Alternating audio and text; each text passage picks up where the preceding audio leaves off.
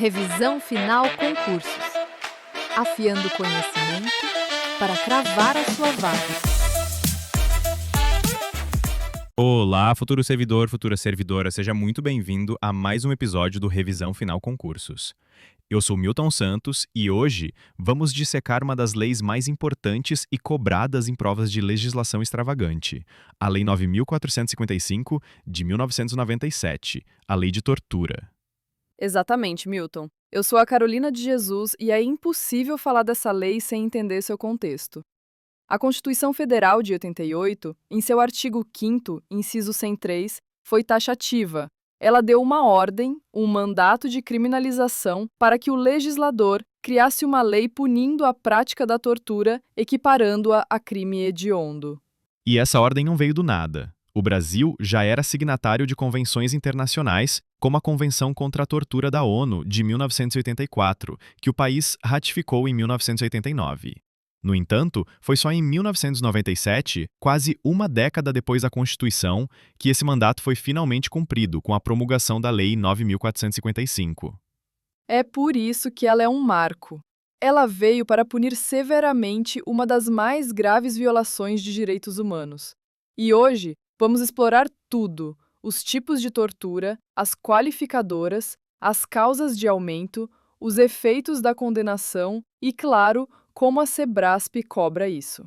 E para garantir que a qualidade e a clareza da informação cheguem até você de forma impecável, sempre no mesmo padrão, nós utilizamos as mais modernas ferramentas de inteligência artificial para dar vida às nossas vozes. O nosso compromisso é com a excelência do conteúdo que vai te levar à aprovação. Vamos começar? Bloco 1, tortura prova, tortura crime e tortura preconceito. Artigo 1º, inciso 1. Vamos direto ao coração da lei, o artigo 1º, inciso 1. Ele define o crime de tortura como o ato de constranger alguém com o emprego de violência ou grave ameaça, causando-lhe sofrimento físico ou mental.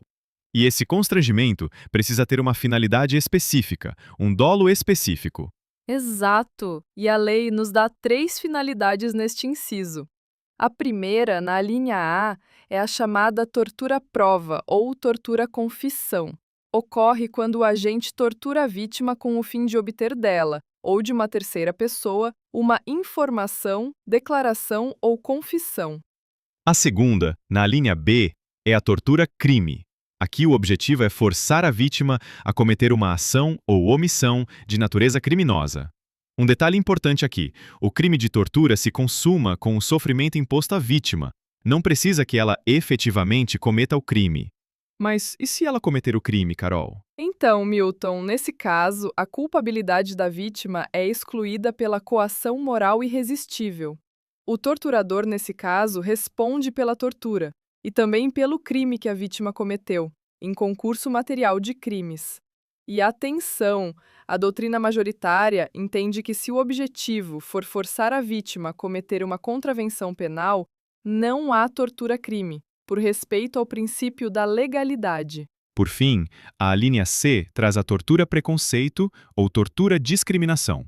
Ocorre quando o constrangimento é motivado por discriminação racial ou religiosa. Aqui, a discriminação não é a finalidade, mas a razão do crime. A lei é taxativa. Apenas discriminação racial ou religiosa. Outras formas, como por orientação sexual ou gênero, por mais graves que sejam, não configuram este tipo específico de tortura, devido à proibição da analogia em Malam Partem. Vamos à primeira questão simulada. Julgue a assertiva. Para a consumação do crime de tortura na modalidade tortura-crime, é imprescindível que a vítima, em decorrência do sofrimento físico ou mental, pratique a ação ou omissão de natureza criminosa desejada pelo torturador. Certo ou errado? Errado, Milton. A consumação do crime de tortura ocorre com um constrangimento que causa o sofrimento físico ou mental. A efetiva prática do crime pela vítima é um mero exaurimento do delito para o torturador, não sendo necessária para a consumação da tortura. Vamos à próxima. A conduta de um indivíduo que, mediante grave ameaça, impõe intenso sofrimento mental a outro, com o objetivo de forçá-lo a praticar uma contravenção penal, configura o crime de tortura, previsto na Lei 9.455, de 1997. Errada, Carol. A doutrina predominante entende que, por força do princípio da legalidade estrita, a lei fala em natureza criminosa. Como contravenção penal não é crime, a conduta não se enquadra na tortura-crime, podendo configurar outro delito, como constrangimento ilegal. Bloco 2. Tortura-castigo, artigo 1º e 2, e tortura de preso, parágrafo 1º. Agora vamos para o inciso 2 do artigo 1º, que trata da tortura-castigo. A conduta aqui, Milton, é submeter alguém que está sob sua guarda, poder ou autoridade a intenso sofrimento físico ou mental como forma de aplicar castigo pessoal ou medida de caráter preventivo. Dois detalhes cruciais aqui, Carol. Primeiro, o legislador exigiu que o sofrimento seja intenso, diferente do inciso 1, que fala apenas em sofrimento. Segundo, este é um crime próprio. O sujeito ativo tem que ser alguém que detém guarda, poder ou autoridade sobre a vítima, que, por sua vez, também é uma vítima específica. Pense no policial em relação ao preso, ou nos pais em relação aos filhos menores. E falando em presos, o parágrafo 1º do artigo 1º traz uma figura equiparada à tortura, muitas vezes chamada de tortura imprópria ou tortura pelo encarceramento. Comete-se crime quem submete pessoa presa ou sujeita a medida de segurança a sofrimento físico ou mental por meio da prática de ato não previsto em lei ou não resultante de medida legal. É a positivação do que a Constituição já garante no artigo 5º, inciso 49. O respeito à integridade física e moral dos presos. Um ponto importante aqui é que este tipo penal, ao contrário dos do inciso 1, não exige um dolo específico, uma finalidade especial. Basta o dolo genérico de praticar a conduta, causando o sofrimento. Vamos a mais uma questão. Julgue o item.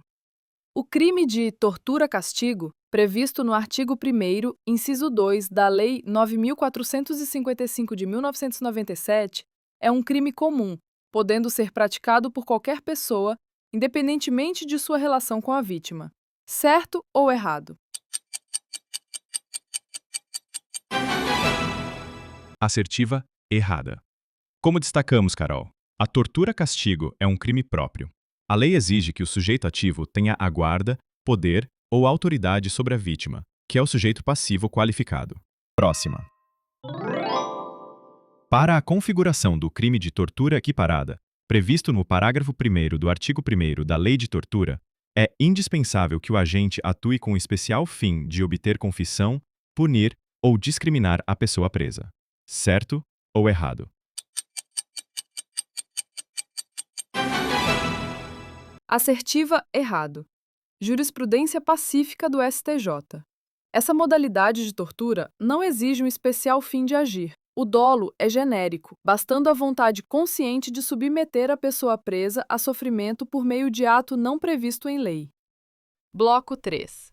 Tortura por omissão, parágrafo 2º, e os efeitos da condenação. Milton, até agora falamos de tortura por ação, comissiva, mas a lei prevê, no parágrafo 2º, a tortura por omissão. Incorre nesse crime aquele que, tendo o dever de evitar ou apurar as condutas de tortura, se omite. A pena é menor para esse caso. Detenção de 1 a 4 anos. Este também é um crime próprio, pois exige a qualidade especial de quem tem o dever legal de agir. E a lei divide esse dever em dois momentos, Carol. O dever de evitar a tortura, que é um crime omissivo impróprio, e pode ser de qualquer pessoa com o dever legal de garantia, pais, tutores, agentes públicos, e o dever de apurar ou investigar a tortura, que já aconteceu. Este é um crime omissivo próprio e só pode ser cometido por agentes públicos com essa atribuição, como um delegado de polícia ou um membro do Ministério Público. Uma característica importante é que, por ser um crime omissivo, a doutrina entende que ele é unissubsistente, ou seja, não admite tentativa. Agora, vamos falar dos efeitos da condenação, Carol. O parágrafo 5º do artigo 1º é direto. A condenação pelo crime de tortura acarretará a perda do cargo, função ou emprego público e a interdição para seu exercício pelo dobro do prazo da pena aplicada. E o STJ tem uma jurisprudência consolidada sobre isso. Essa perda do cargo é um efeito automático e obrigatório da condenação. Não precisa nem de fundamentação específica na sentença. Condenado por tortura sendo agente público, perde o cargo. Simples assim. Vamos treinar mais um pouco? Julgue a assertiva. O crime de tortura por omissão, previsto no parágrafo 2º do artigo 1º da Lei 9.455 de 1997, é um crime comum, e sua forma tentada é punível, uma vez que o agente pode iniciar os atos para se omitir, mas ser impedido por circunstâncias alheias. Certo ou errado?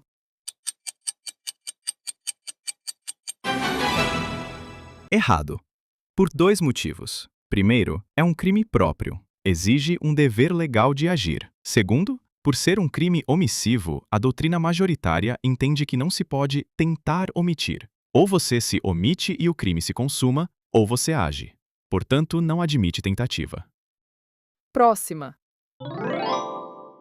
A perda do cargo público como efeito da condenação por crime de tortura é uma medida discricionária do juiz que deve ser expressamente fundamentada na sentença, ponderando a gravidade do fato e as circunstâncias do agente. Certo ou errado?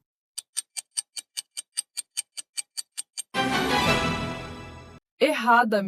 Conforme o texto da lei e a jurisprudência do STJ, a perda do cargo é um efeito automático e obrigatório da condenação, dispensando fundamentação específica. Lembrando que é preciso que a condenação tenha transitado em julgado. Bloco 4. Qualificadoras, causas de aumento e regime de pena. Milton, agora vamos falar de como a pena pode aumentar. A lei traz duas qualificadoras no parágrafo 3º. Se da tortura resulta lesão corporal de natureza grave ou gravíssima, a pena é de reclusão de 4 a 10 anos. Se resulta morte, a pena sobe para 8 a 16 anos. Atenção aqui. A doutrina majoritária entende que esses são crimes preterdolosos.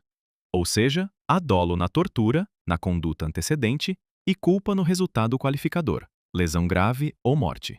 Se o agente desde o início queria matar e usou a tortura como meio, ele não responde pela tortura qualificada, mas sim pelo crime de homicídio qualificado pela tortura do artigo 121 do Código Penal, cuja pena é bem maior, de 12 a 30 anos. Além das qualificadoras, temos as causas de aumento de pena no parágrafo 4º, que aumentam a pena de 1/6 a 1/3. São 3 situações. Se o crime é cometido por agente público, se é cometido contra criança, gestante, pessoa com deficiência, adolescente ou maior de 60 anos, ou se é cometido mediante sequestro. Sobre o regime de pena, o parágrafo 7º dizia que o condenado iniciaria o cumprimento em regime fechado. Essa regra, assim como a da Lei de Crimes Hediondos, foi declarada inconstitucional pelo STF. O Supremo entendeu que fixar regime inicial com base apenas na gravidade abstrata do delito fere o princípio da individualização da pena. Exatamente. Então, qual é o resumo da ópera hoje? Tanto para tortura quanto para crimes hediondos, o regime inicial não é obrigatoriamente o fechado, Milton. O juiz vai analisar o caso concreto conforme as regras do Código Penal, podendo fixar o regime aberto ou semiaberto, se for o caso. Hora do treino. Questão na tela. Um agente que, com a intenção inicial e única de matar, utiliza de meio cruel, infligindo à vítima intenso sofrimento físico antes de consumar o homicídio, responderá pelo crime de tortura qualificada pelo resultado morte, previsto no parágrafo 3º do artigo 1º da Lei 9.455 de 1997. Certo ou errado?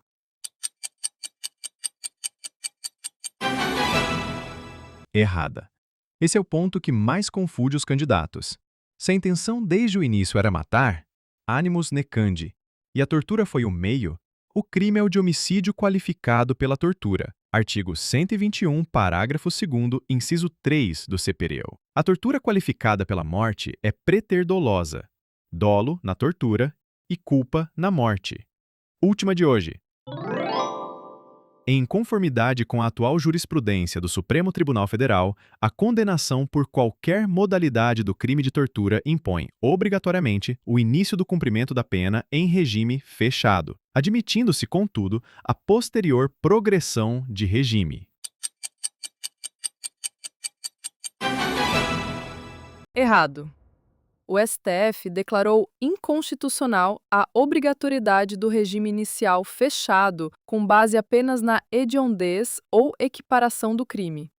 A fixação do regime inicial deve seguir as regras gerais do Código Penal, Milton, analisando as circunstâncias do caso concreto. E assim, fechamos essa revisão densa e detalhada da Lei de Crimes de Tortura, Carol. Passamos por todas as figuras típicas, qualificadoras, causas de aumento e os pontos mais importantes da jurisprudência. Foi um verdadeiro guia, Milton. A dica final para o nosso ouvinte é: façam um quadro resumo com cada tipo de tortura, o sujeito ativo, o dolo exigido e as penas. A organização visual ajuda muito a fixar esses detalhes que as bancas adoram cobrar. Além disso, façam muitas questões. Perfeito! Se este episódio te ajudou, siga o nosso podcast, compartilhe com os colegas e não hesite em nos mandar sugestões. Foco total nesta reta final. Um grande abraço e até a próxima revisão! Revisão Final Concursos. O ponto final na sua preparação.